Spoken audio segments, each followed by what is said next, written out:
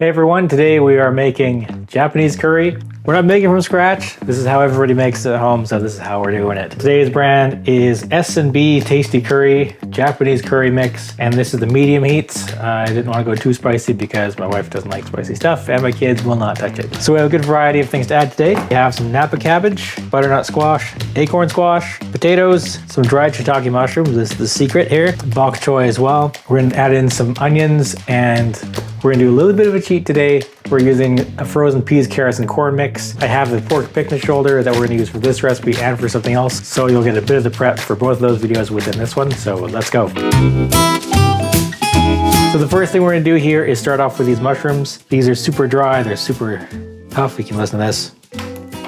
Crunchy. We're getting 3 cups of hot water and we're gonna let those soak. Typically I soak these for an hour or overnight. However, we're gonna use this water in the curry. We'll have all the good umami mushroom flavor in there. So let's give that a little poke, make sure all the gills are getting wet there, and set that aside for the rest of the time here until we need them. We'll cut up some potatoes here.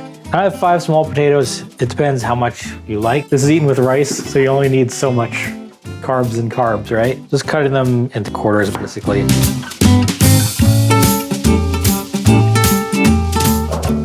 Bok choy is super easy. I like to cut off the bottom first.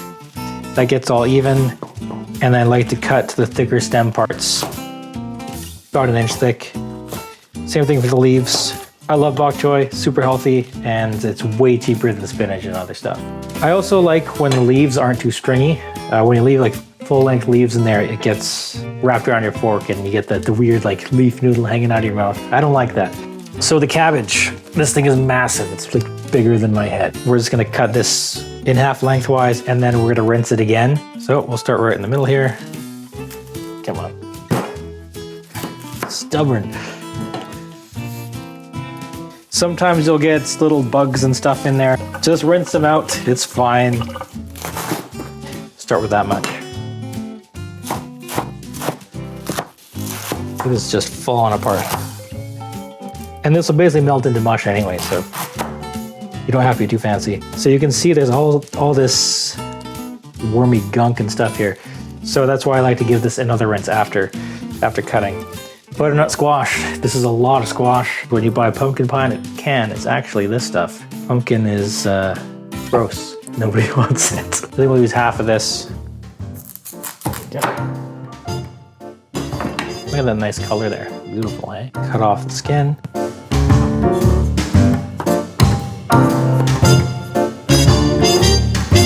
So let's go ahead and just cut that into sticks first here. I don't like my pieces too chunky in my curry. I like to have it smaller than bite size. So when you get your spoon, you can get a little bit of everything in there.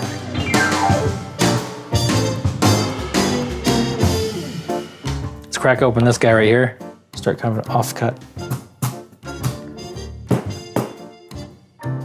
Got those nice seeds in there. I'm gonna roast these later. I love eating these. Skinning this will be a bit harder. However, you can just take it into sections.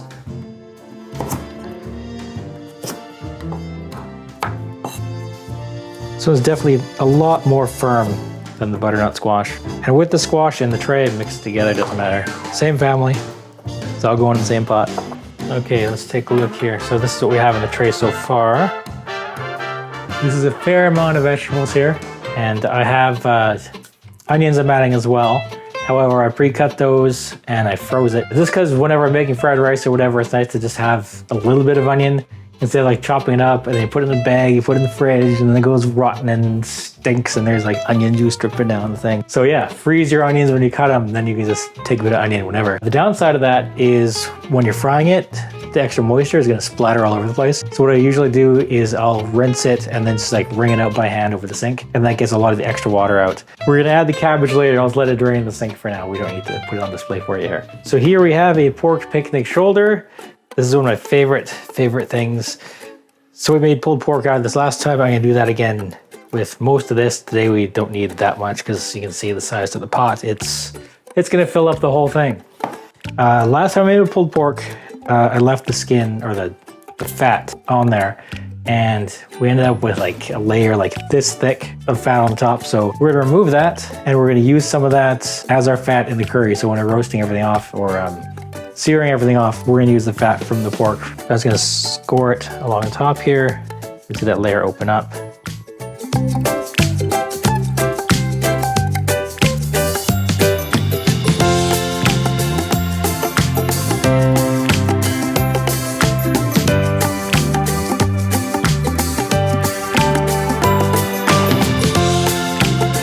So we're just gonna open it up right along the bone right here. We're splitting it into 2 pieces now. Okay.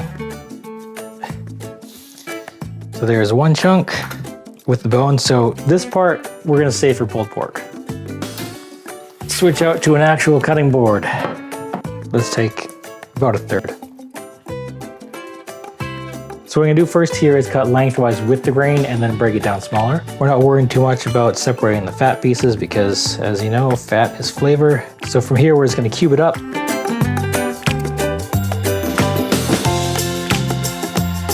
Get some good old salt here, making sure one hand is clean. This is my meat hand, so we're gonna just pour it into that one. I'm gonna go fairly generous here. And we're gonna plug in our Instant Pot here. Word of warning, Instant Pots are not supposed to use extension cords for general liability.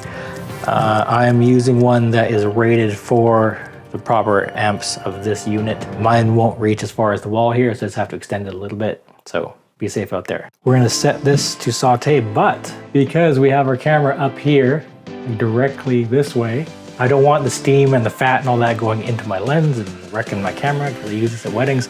So I'm gonna open the window. I have a fan blowing crosswise this way.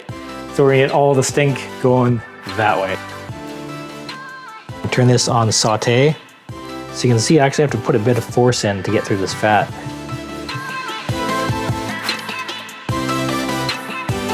So let's chuck those guys in as it heats up. Really, we just want that fat to render out of it and to help us cook everything else. We'll add the pork once that's all rendered out. So we have this fat coming out. It's starting to pool a bit at the side, so we can go ahead and take this meat out and start searing off the rest. And we will add this back later. Okay, so that's going in.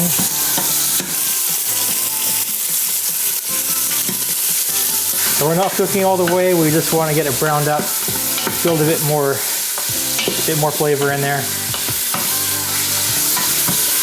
So we'll repeat this with the other half, but you don't need to see that. We're gonna skip ahead. So this meat's all browned up. We're gonna take that out and we'll be on to the next step. Get that in there, and we're just gonna go with the whole thing.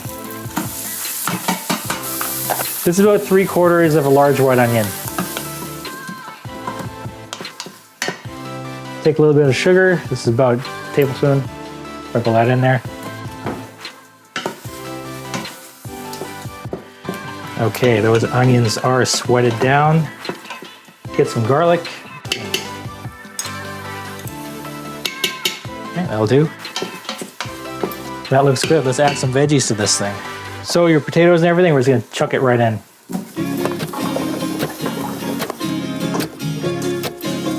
Yeah, space is getting to be at a bit of a premium here. Here's our bok choy.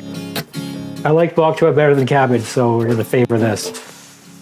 Got some cabbage in there. So we're gonna sweat this off a little bit first. So that way it fits in there. So we have our mushrooms and we have our 3 cups of water. This is the hot water. Just gets all that good extra juice out of there. Those go in, dump in the whole thing. And because the cabbage is so wet with internal moisture, that's gonna fill up with sauce as well. A lot of times when you use the Instant Pot, it makes things wetter than you initially planned. Yeah, they want 6 cups of water normally for this box. We just did 3 because we're adding a lot of watery stuff. Let's crack this thing open. There we go. Okay. Oh, it smells so good. Break them up like this too. It just helps it melt faster. So I didn't add any other seasonings to this. It's just this, which is packed with curry flavor and stuff. Your hands just cannot get clean enough when you're doing this, I swear. All right, and for just a little bit of extra goodness here, good old no name. Just so between the big bites, you have that little bit of something that you can scoop up. Yep, straight out of the freezer, straight in there, but things are hot inside this pot, so it's gonna thaw real quick. So we're gonna switch off of the saute mode and we're gonna go into manual. So we're gonna hit cancel first. And we want 15 minutes. Okay, it's saying it's on. Okay, it's gonna sing at us and we're gonna wait 15 minutes. However, here's my disclaimer about these Instant Pots. When they market these things, it's like, it's so fast, it's so easy. Have a meal in 15 minutes. It's not 15 minutes. That's 15 minutes from when it gets to pressure. Sometimes it will take 20 minutes to get up to pressure. So you can't count on that initial timer in the advertising. So you gotta make sure that's 15 minutes plus a bunch more time. So make whatever you're making with a buffer of half an hour extra because it's always longer than it says. So we're just gonna leave that alone. So we'll see you when it's done. Okay, so we've left this for about 7 minutes in the natural release. And what natural release is, basically it turns off. And then as the temperature slowly comes down, the pressure gradually comes out of there, but I'm not so patient. So we're gonna open that up with a little help of our good old wooden spoon here. And we're just gonna knock this with the spoon. Success. So we're just gonna let that steam out. You can also cheat it a bit by taking your spoon and pressing down safely. Officially, I don't recommend this. Don't try this at home. Really make sure it's deflecting away from your face. You can also tilt this up a little bit more. So once you see this little red valve drop down, you know you're good to go. Before we taste the curry, please hit that like button and subscribe to my channel.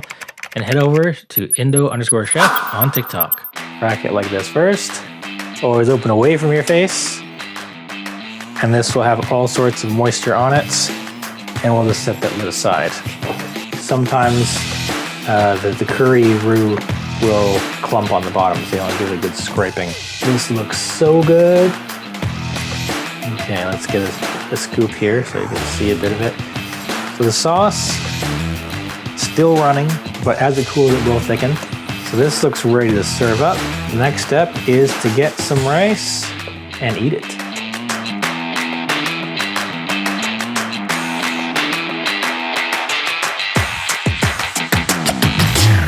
So here it is. This is the nice tasty curry. This is the official taste test. I haven't actually made this particular brand before. Tasty curry. Let's get a taste of the potato first.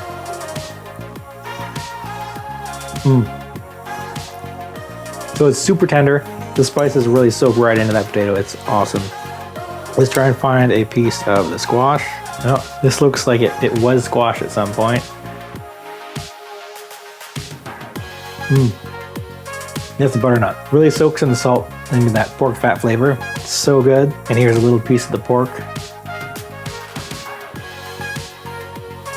Super tender. And to check the sauce consistency, perfect consistency. So I was a little bit doubtful of the Instant Pot for this one because usually you just cook it on the stove and wait till it thickens. Turned out great. Thickened it up nice. And it's even nicer with rice. I'll see you in the next video.